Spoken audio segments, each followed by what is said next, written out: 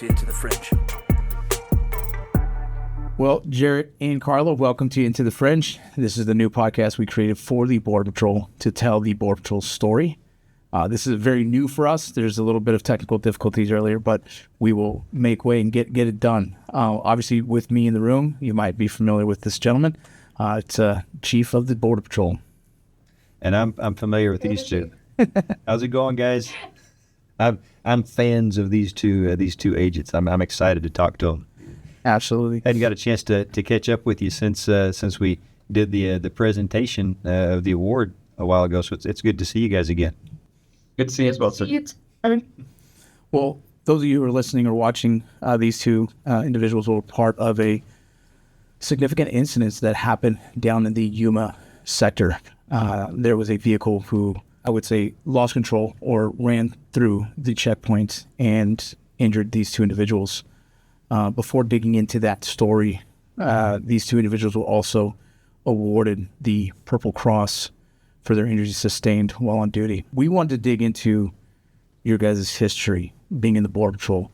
I think the big question I'm going to start out with, why was the Border Patrol an option for you as a career field? What drove you to become a Border Patrol agent? And I will start with Karla, if you don't mind. Well, first, I want to say thank you for having me here. This opportunity is really awesome. And I'm glad, that I get to see Chief Owens again. He's the nicest person I've known. So I grew up in a small town in Calexico, California. And pretty much everything I would see, and everyone would see, would just be Border Patrol, OFO, or the police, And that, kind of made me I was like, I want to do something like that. I want to be law enforcement. And, just to put it out there, I applied for everything. I applied for OFO. I applied for Border Patrol. I applied for the Sheriff Department. I didn't apply for the Calexico Police Department because it's a very small department. So I just knew right off the bat, there's no way that I would get in there.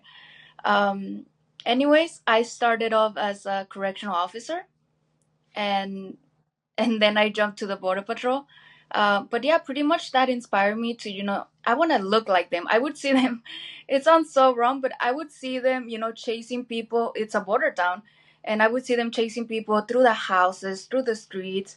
And I was like, I want to do that. So yeah. That's not the normal thought for most people. Most people wouldn't think about wanting to do these dangerous jobs. So there's something very special in you that wanted to be on the good side of this kind of fight that happens daily on the border. And so I think that's really commendable, and I respect that a lot. She's from Calexico. My first duty station was in Calexico, California. So I think Karla and I were talking about this. I started there in 1996, and I don't know that she was even born. I was going to say that. When that happened. But she's right. She was born. But I know exactly what she's talking about or what she saw, because in that downtown area, it was bike patrol. It's the fence is right there in the middle of Mexicali and Calexico. There's city on both sides, and everything is really fast paced, and it's a very bustling, busy town on both sides. So yes. It's kind of an exciting place to be when it's not 115 in the shade, right? Yes, for sure. And Jarrett, I'd love to hear, what got you introduced to the Border Patrol and why you pursued that career. So I'm from a small town on the Tennessee and Kentucky border. So both of you all have been there. Not much presence. I think it might have been the first time they've ever seen the Border Patrol except on the news. So I was in college in 2018 during the last big surge, and I saw it on the news. And I was getting close to my graduation year, and I was checking USA Jobs to see what was available, and it popped up as an entry level. So I thought, I watched Westerns with my grandparents when I was growing up, so I'll just go out west and see what it's like. I also, at the time, did not know the difference between Customs and Border Patrol, so I thought it was just a choice you made in the academy, whether you wore blue or green. So I got here and found out the hard way. that I'm now in 115-degree weather. But yeah, mine's not a. It's just luck of the draw, I guess. Watching the right channel at the right time, I guess. Yeah. So two different contrasting. This is what's neat to me about the Border Patrol, because here you have Karla, who grew up in a border town, knew the Border Patrol, her family knows it, and so she's still very close to her family and where she works. And then you have Jarrett, whose family probably had never seen the Border Patrol until we showed up there some months ago, and really just displaced himself and moved all the way out here away from everything and everybody. It's a nice contrast as the kind of folks that they come in and make this organization what it is, from all walks of life and from every corner of the country. Yeah, absolutely. I mean, I played baseball in Kentucky, and I know some of those very rural, small towns that usually you grow up there and you stay there and you become a mailman there, a police officer there, whatever the case. And so it's very rare for someone to kind of step outside of that comfort zone and go towards the border. So it's pretty awesome of you to choose the Border Patrol as your career. Karla, I had a question on a follow-up on that. Are you Hispanic? Are you Mexican? Yes, I am. So how did your family feel about you joining the Border Patrol? Was that a conversation that you had to ask them about, or were they very excited about the idea? No, not really. I mean, the people that is important to me, their opinions and that, they always supported me in everything that I did. It's just the old people, from like back in the day that have questions and, oh, they're your brothers and sisters, and I'm like, no, they're not. I mean, I have a new family out here, and it's not just Mexicans, it's not just Hispanics crossing the border. I had to explain to them so many times, like, no, it's not just Mexicans that I'm, detaining or arresting. It's not that I'm just out there looking for Mexicans. It's like everyone from the world is coming out here and crossing the border. And my job, which is a job, it's a career, is just to do the same thing over and over again. It's not like if I'm just targeting a certain race. Yeah. And I had to explain that to like the old people from back then. Yeah, that's definitely a misconception and something that every Hispanic Border Patrol agent has to answer. At some point in your career, somebody asks you that same question. How could you do that to your people? You got to ask that question. All the time. Yeah. All the time. And it's a challenging one because having to explain, well, they're coming into this country illegally. I'm upholding the law. This is my job, as well as it's not a personal thing. It is a matter of homeland security. And some people will start to understand the conversation, and some people will never understand that conversation. And so very curious about how it was with your family. And so thank you for answering that question. Chief? Yes.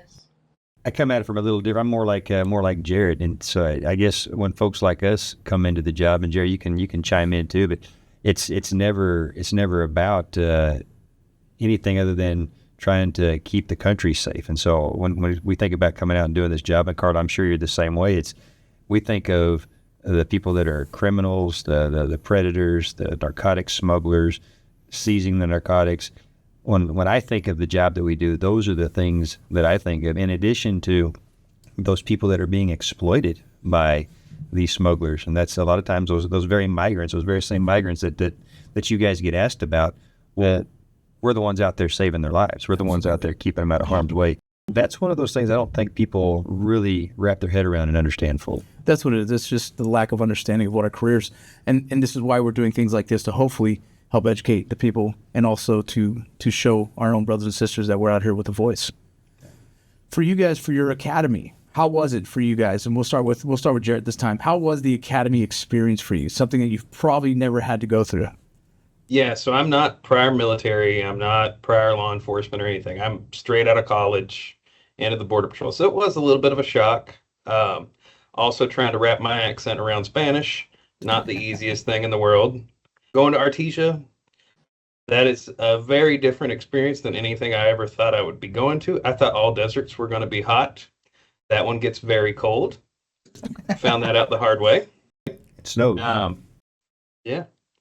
It was what I expected. I knew it was going to be difficult. I knew it was going to require a lot with me trying to learn Spanish and keep up on everything else. But, it was a good experience overall. Good. Karla? I mean, back then I hated it, but now that I think about it, I'm like, oh, that was so fun. Like I said, I was doing corrections before coming to the patrol, so going to the academy was a little.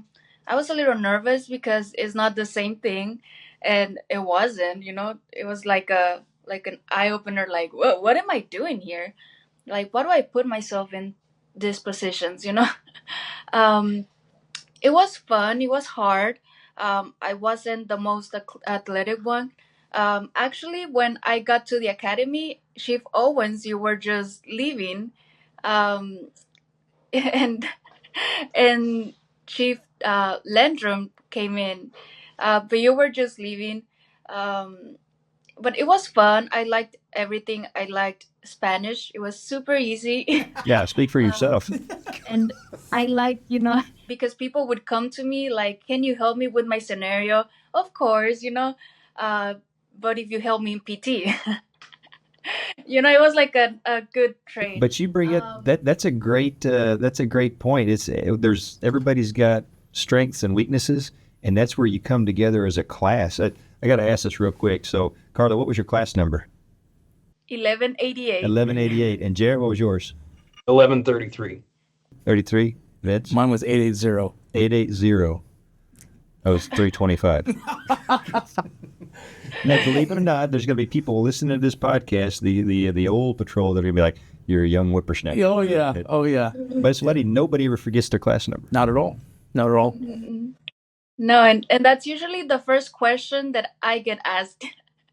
What class were you? And that's how the conversation starts. Well, that's how they verify. So somebody says they were border patrol, it's almost the first question you ever ask. Yeah. If they don't know their class number, you're like, eh. The military has something similar where it's like, what unit, or where did you go to basic training, and you'll right away know who's telling the truth or not. You guys know what class that they just graduated? You know what class they're on now? No idea. I think it's 1241. Just graduated. Ooh. Yeah. It's incredible. It goes by so fast throughout the years, and I never thought, like, I hear those numbers of class numbers, I'm like, holy smokes, graduating a ton of classes a year. After the academy, you both went to the Yuma sector. What was it like for you guys to finally do the job? Day in and day out, you practice this, you've learned how to cut sign, you've learned all the laws and how to do it. You're there with your FTOs and you're doing the job. Did it meet the expectations of what you hoped it would? When I got to the job after the academy, I was like, this is not how the scenario goes. I was like, this is not it. I did learn so much in FTU, and it exceeded my expectations, what I was hoping for. Um, my life in the academy was just that, to teach me the basic, or what you're getting yourself into. It might look like this, but once I start doing the job, I was like, this is more than that. This is awesome. Like, I'm learning so much right now. I'm learning my AOR. It's amazing. I start meeting like all the different agents doing different things, Intel, the drones and all that, and I'm like, do we have that? I was like, nobody told me about this at the academy. It was more than I would hope for a career. Awesome. Jarrett? So I got down here at the very end of spring, so it was quickly summer, which in Yuma, traffic's not very busy during that time of year. So it was a lot of making cuts, doing the normal, but there wasn't a lot of apprehensions going on during that time, and I'm sure I was a difficult trainee. I know how abrasive I can be. I wasn't the typical FTU where you're apprehending a lot of people or anything, but I did learn how to sign cut, and it wasn't exactly what I thought it would be, because you start quickly learning the realities of the job and realize how much you have to learn when it comes to, hey, these maps aren't on the GPS. You have to remember that by landmarks. It was just something I was not expecting, but overall, I had a really good FTU experience. The Border Patrol from the academy to the field is a culture shock in itself, because now you're in a border town, Jarrett. I wasn't from a border town, so that was a difference, right? learning, like you said, by these landmarks. Hey, go by the old Christmas tree. You're like, what are you talking about? You know, so learning kind of the culture of the station or the sector itself is a whole different thing too. And then really learning how to do the job, boots on ground, is its own world. The way we did in Eagle Pass was different than El Paso. The way, the way El Paso does it is different from Arizona. And so when you get there, it's almost having to relearn how to be a border patrol agent, but in your sector. And you feel like, when you graduate the academy and it's a real nice ceremony, your family's there, you get to celebrate, and you feel like you've kind of finished this major milestone, this huge journey, and the wind kind of gets sucked out of your sails as soon as you hit the stations and you realize, no, you're just starting, and everybody kind of makes that all too clear. How you did at the academy, they don't care if you were number one in PT. They don't care if you were the top scholar. They don't care any of that stuff. It's what are you going to do now? How are you going to apply it? And to be thrown into a place, especially in the heat of the summer, I think it's a rude awakening that we all go through as soon as we get out of the academy. Yeah, my FTO says, Mr. Vargas, I heard you were a sergeant.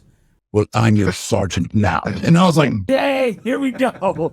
And I knew it was on, man. Let's talk about the day of the incident. So on the day of the incident, it was October 22nd, correct? Am I correct on that date? It's October 21st. 21st, excuse me. I probably heard about the 22nd when I finally found out. But October 21st, there was a vehicle who ran the checkpoint and collided with one of the other checkpoints, one of the I don't know how you would call it. What would you call You have the booths. The booth, right. So where they're standing point or they're inside the booth, and so they're approaching the canopy. And yeah, approach the canopy, and it hits one of the booths, and just total chaos in that moment. Jarrett, you were assigned to go work out there. If I remember the story correctly, you almost volunteered for that position that day because I wouldn't call it. I wouldn't call it volunteer. It was more of an ad hoc. You're going to the checkpoint today. I was as an acting supervisor at that time, so it was. I showed up and found out I was going to the checkpoint, but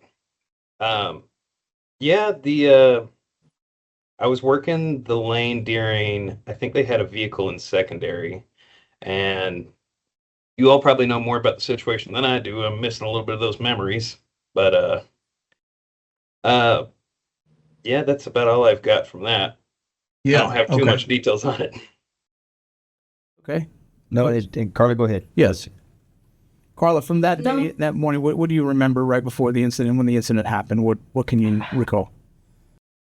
I don't remember anything. I don't remember going to work, waking up, or going to the gym, which is I would assume is my usual routine. I go to the gym, I will go back home, I eat, and then I get ready for work. I don't remember doing any of that. I really don't. No, not a problem. And so let's set this up real quick, because it's just for anybody that might not know. So they're working at one of the duty locations in the Welton station is the checkpoint, and so they man the lanes standing on the point, and they're basically, as the cars come through, they're doing immigration inspection. Yes. So everybody takes a turn, and so what Jarrett described is very common. You show up that day and you find out what your duty assignment is. Hey, I'm going to the checkpoint. So they were there that day, and for some reason, still, I think, unknown, but a vehicle, a pickup truck traveling at an incredibly high rate of speed, I think it was in excess of 90 miles an hour, if I'm not mistaken, goes through the traffic and actually hits the checkpoint where Jarrett and Karla were, severely injuring both of them. And I'll tell you, I've seen the footage, many of us have, and it's just, especially when it's your family that you're watching it happen to, it's very hard to watch. And it's one of the things that really emphasizes just how dangerous this job can be. Absolutely. And, I was able to interview a few people to get some little pieces of it. And in the end, after the incident, agents responded, other agencies supported, and got everyone to the medical attention they needed and got them to definitive care, which is incredible to hear. Life-threatening injuries, potentially. They were able to save lives that day and assist in the efforts of getting everyone to safety. when we heard about this on our end, we all got the call. I was told as well, and we were how is the Border Patrol responding, and we started reading up on it. It kind of took a mind of its own, or a life of its own, because at that point the EAP and other systems that we have in place take charge and they kind of move forward. Later on, I was told more of what happened in the story, in the sense of both of them were being awarded the Purple Cross due to the injuries they sustained while working. My biggest question is, we know the incident, and there's enough document that we can see what happened, but after that incident, how have you guys been able to recover and get into a place where you, Jarrett, currently are back at work, and Karla, you are working to get back to work as soon? And so I'd love to hear the process of, one, how the Border Patrol was able to support you in those efforts, and what are some of the things you were able to get yourself back in a position ready to work again. I'll let Jarrett start with you, because you are the individual who is currently back at work in a light duty capacity. Yeah, so the Border Patrol did help out a lot. There was a lot of unknowns, and I was coming off of TBI, so I was not in the best decision-making capability at that time. But there was support throughout. I was getting phone calls daily, checking in on my situation. There was, if I needed something, there was always somebody there. Coming back to work, I was off for over 6 months, just sitting at home in Tennessee trying to heal up. But it's a long process of trying to regain what you had before.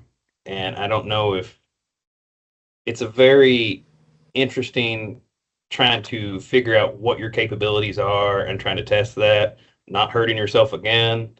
So one of my first things was trying to get back doing something active, either that or going crazy in my own house. But yeah, it took several months and some expert guidance to help me get back to where I can hopefully get cleared soon enough. Good. And can I ask, if you don't mind, and you don't have to answer completely, what injuries did you sustain that day? I was struck by a steel beam into my body armor, my plates, which caused a tear in my mesenteric artery of my colon. So they removed my ascending colon, and then they removed 5 feet of my small intestine due to blood loss. Then I had, I think it was 3 rib fractures and 5 skull fractures with a TBI. I think that's the extent of it. And as far as I know. Yeah, that's all, right? Yeah. It's incredible. Thank you for that, Jarrett. And Karla, well, let's start with this, probably the easier. What injuries, and if you're comfortable mentioning, that did you sustain during that day? I'll say the main one was losing my kidney, because now I have to be super careful. I only have one. I broke both my legs. I fractured my spine. I believe my ribs. The liver got cut. Good thing that I heard that regenerates, so that's good. Of course, I lost my right hand. I got a prosthesis now. I lost my big toe on my left leg. I'm really mad about that. And I think that's it that I know. I can tell you that bionic Karla, she's the coolest agent out there as far as I'm concerned right now. That's the baddest thing I've ever seen. Well, Karla, with those injuries you sustained, where are you currently right now in the status of getting yourself into a position to hopefully start with light duty and maybe going into working back in line in a full-time status? I just got discharged from a rehab center in San Diego back in May, the last day of May. And that was not because I wasn't doing physically good, but because the doctor didn't want to discharge me because my kidney was not okay. She was concerned about letting me out in the world with an okay-ish kidney. So I had to wait a long time to get my levels good. Yep. Till I got discharged. Internally, it's very. I'm I'm good. Doctor said is I'm doing great. Everything's fine. Um, I'm just waiting. I need another surgery on my left leg because they put what's called bone cement. So they need to remove that in order for my actual bone completely heal on its own. So I don't have anything in my leg. I limp a little bit, which I don't mind the limp. Um, I also have an ileostomy bag, so I'm trying to get that reversed. Um, and I'm just waiting on those things so that I can hopefully go back at least to light duty. If you watch the video, the vehicle actually hit her full force. Jarrett was in the booth, and that beam, I think, correct me, Jarrett, if I'm wrong, but the beam is what actually hit you. The vehicle bounced off of that booth and the beam and spun around and hit Karla. It was very chaotic. It all happened very. That's a good question. Yeah, Jared doesn't have any memory of that. Well, you haven't seen the video. Yeah. I will watch the video if somebody wants to show me. Okay. Yeah, we will. I'll get that to you, Jared. But yeah, and the injuries that were sustained there, and to be where they're at today, right now. Well, that's the thing that's fascinating. So you mentioned the Purple Cross, right? Right. And Karla, I think I mentioned this when at your award ceremony, and Jarrett, I don't know if I did or not, but so that's our second highest award, and it's one that I hope I never have to give to anybody because of what it represents. It means that one of our own was significantly injured in the line of duty. Proud to award it, but I hope I never have to do it again.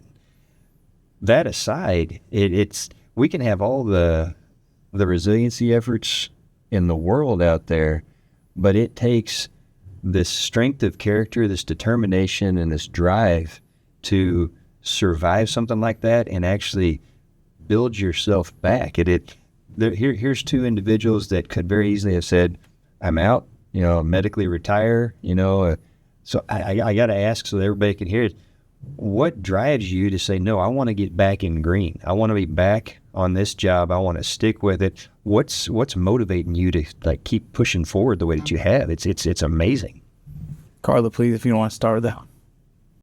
Yeah, I mean, honestly, I'm a first generation in my family. So graduating from college and having a sister that is a teacher and having a brother that is in the army, for me, it was more than just, making my family proud, but it made me feel good. And even, putting on the uniform, I never put another uniform more proud than putting on a green uniform. And I want that feeling back. I want to be able to feel the same thing, the same honor, the same, pride in putting it on and getting out there.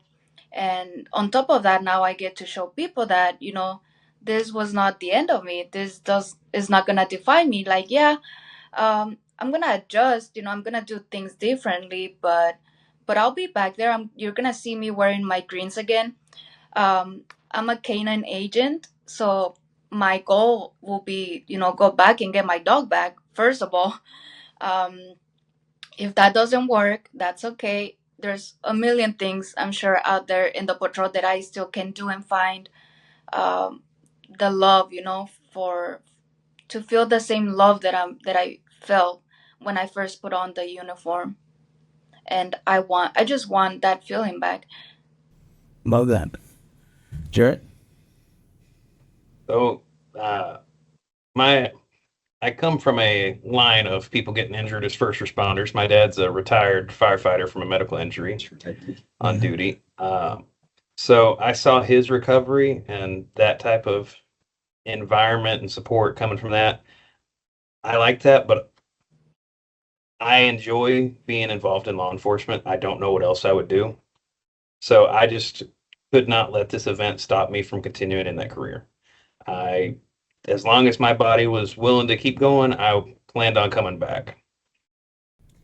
There's so much to unpack here, right? It is just, to me, if there is such a thing as an epitome of what we look for in a person's character and honor and dedication and desire to serve, it's these two right here that we should all strive. I mean, I'm in awe. I'm amazed. I admire you guys both, and I hope you know that you have a home here in the Border Patrol forever. I mean, you're earned it and then some. But yeah, I just the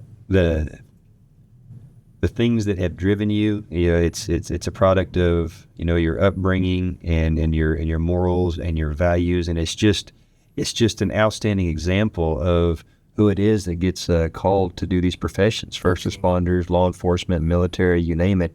And you see this, and this is what I don't think the average American gets a chance to see. How can you not love that and admire that and support it? And that's just, I'm thankful. I hate that it happened to you, but I'm thankful that it puts you two in our lives so we have a chance to see that type of example. Absolutely. You guys, your story is inspiring. Your story is just an incredible story that I'm honored to be able to be here to interview you. Jarrett, we met and we've stayed connected. Karla, this is the first time we get to talk, and honestly, just hearing your story, I've heard about it, but seeing it firsthand and hearing you speak on it, man, it's absolutely inspiring, and I think this story will continue to inspire the future of the Border Patrol and the youth. Yeah, and I think so. And I know Karla for sure. I'm not sure Jared, but has even expressed interest in going to the academy and and teaching. And I mean, when you look at the next generation of Border Patrol agent coming up, and sometimes we all have bad days. We all have tough times that we go through, and it's a reminder, hey, it can always be worse. And if somebody goes through that type of a dark period and they come out the other side better off for it, then what really do we have to complain about in our daily lives? Absolutely. We've gone through.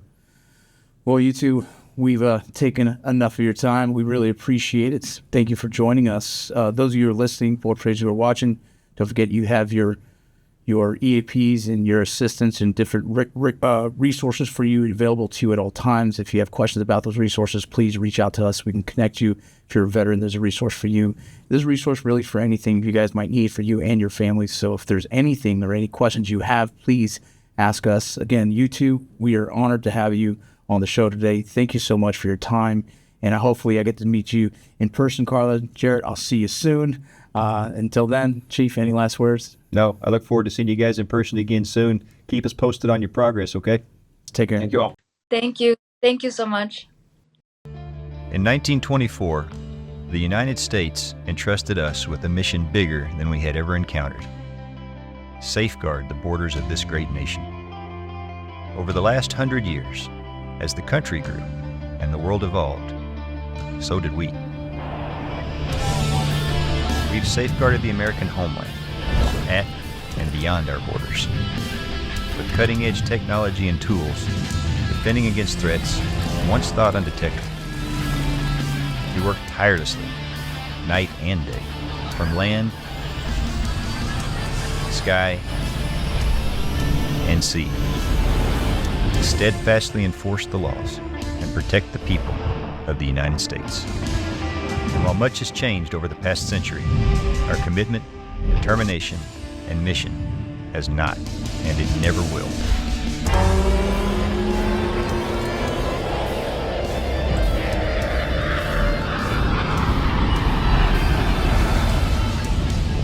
Because we're the United States Border Patrol. Join our mission and write your own history.